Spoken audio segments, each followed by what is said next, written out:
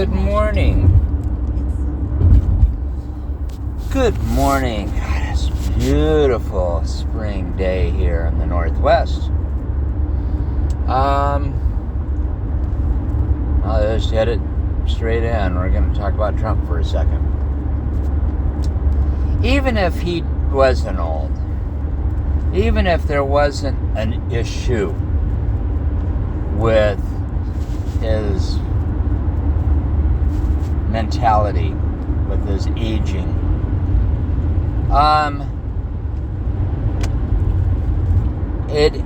it still amazes me that people never really listened to him. And I'm talking about the people that support him.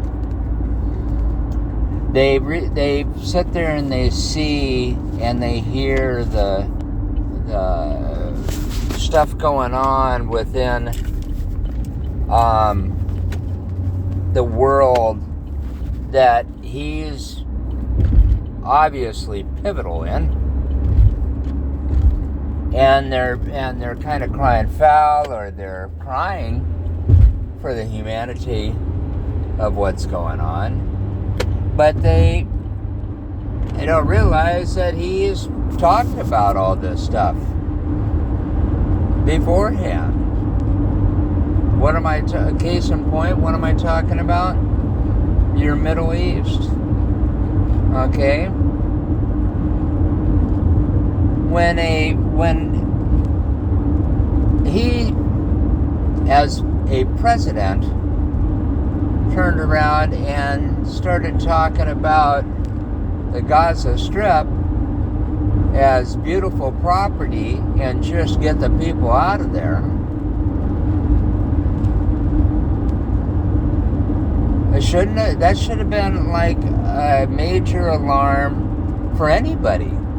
I don't care, even if you were a supporter.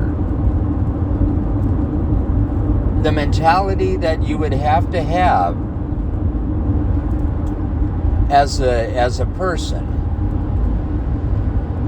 and let's say that you supported him, to think that you could just like go in and take out a lot of people along a shoreline, a huge strip of land that they've lived on, and there's a history too, thousands of years,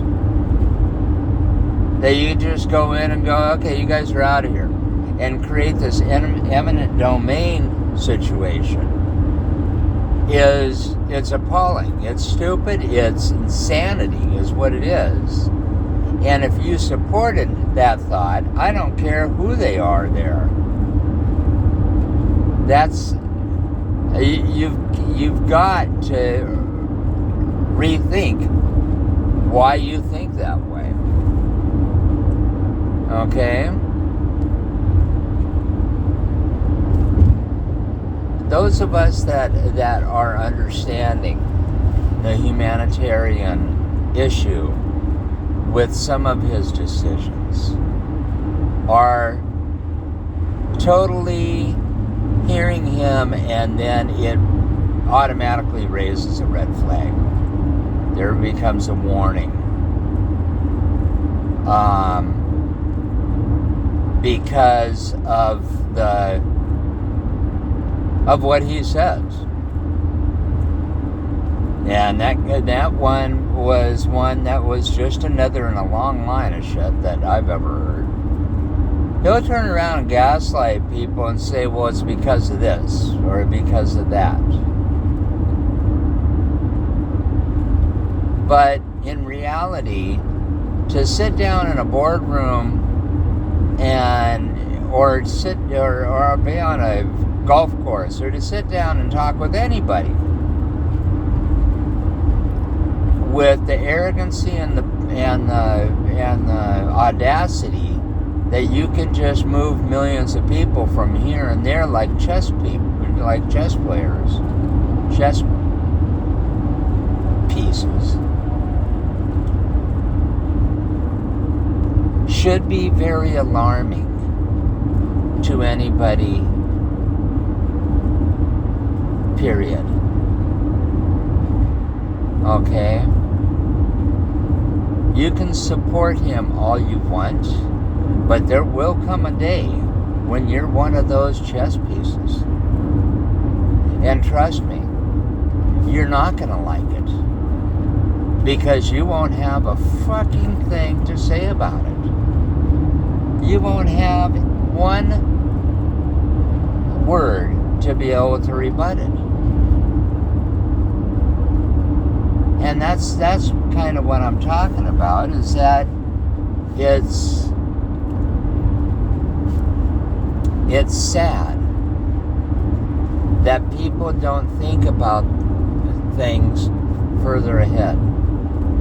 You could use this analogy anywhere within the spectrum. You could use it on our own people.